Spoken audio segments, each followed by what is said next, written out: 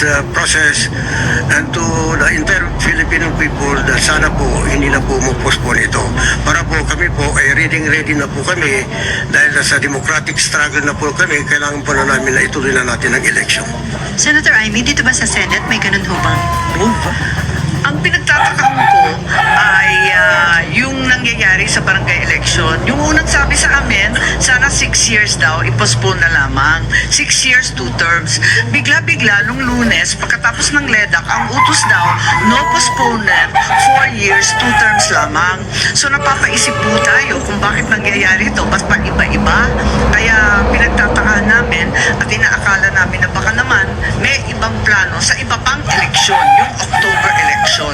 Dahil mismo yung COMELEC ay nagsasabi na mahihirapan sila halos sa isang buwan lang at kalahati ang pagitan ng October at saka December. Baka hindi kayanin lahat ng mga balota na kakailanganin.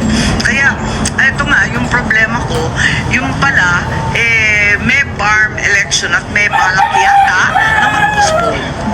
Ang sinabi yun ni Senate President Escudero, kaya itutuloy ang barangay at SK election sa December para and then i-extend yung kanilang term sa 4 years dito sa Senate para hindi na masasabay sa anumang national or local elections. Kailan man naman hindi talagang sasabay yun kahit kailan. Hindi talaga tama. Pero yung halimbawa this year kasi kasabay ng midterm election, di ba? This year yung SK. Kung December. Yes, kung December. Pero ang problema this year kasi ay 2 years lang halos ang term nila. Kaya walang may gusto ng eleksyon. Saksakan ng mahal at isa pa, magkakasabay doon sa BARM election, which as we know is a very historic and first election. Isang pangako na bigong-bigo na ang ating mga kapatid na Muslim, antay na sila ng antay. Ikatlo kung sakali, ikatlong postponement to. Kaya nga, nanghihina yung mga liga ng barangay at walang nararamdamang gobyerno sa ibaba dahil imbis na tulungan yung mga barangay na siyang mukha ng gobyerno sa ibaba, binabawasan ng kapangyarihan at sadyang pinapahina. Walang bumababa na project, yung mga programa, yung kaayusan, walang suporta sa agrikultura, sa pagkain, hanggang sa gabineta lang lahat.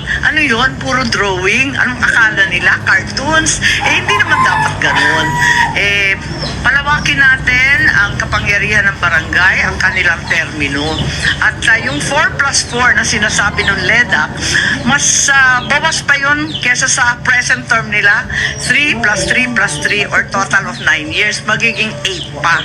Kaya nagtataka ako, ano kaya ang pakay nito? Kasi sabi nila, abangan daw yung susunod. Yung pala, may kilos na yung BARM ipopostpone. Kaya itutuloy yung barangay. So may time pa ba, ma'am, para i-postpone tuloy yung BARM election? Matatapos na yung 19th Congress. So sa 20th, yun ang plano, ma'am, pagpasok ng 20th. Parang may ganun. Parang may nagsasabi na ipopostpone sa 20th Congress. So nakausap niyo na po si SP Escudero kung talagang decided na ituloy ang SK election, barangay and SK Well, election. pinaalam ko kay SP Escudero, natutol talaga ako dyan. Sinabi ko pa nga, kung ang problema, ako yung author at ako yung sponsor, tanggalin na yung pangalan ko, matulungan lang ang ating mga barangay na maipospone para matuloy-tuloy ang kanilang trabaho at proyekto. At higit sa lahat, ituloy na yung BARM election sa wakas. Ang tagal na nating nag-iintay niyan.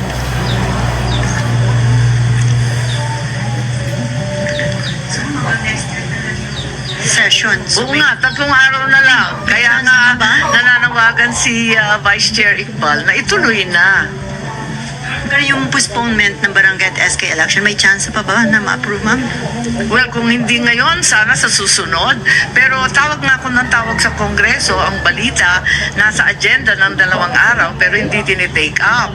Tinatawagan ko si Congressman Sagarbaria, pati siya nalilito.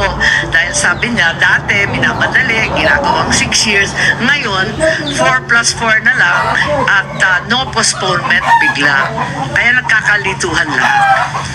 May we get more information lang po dun sa sinasabi pong reports that meron pong tumatrabaho working to postpone again yung BARM elections. Paano po ba ito? Meron nagkakausap sa mga lawmakers? Ano po bang efforts po on that? Actually, yung mga information napakarami po. But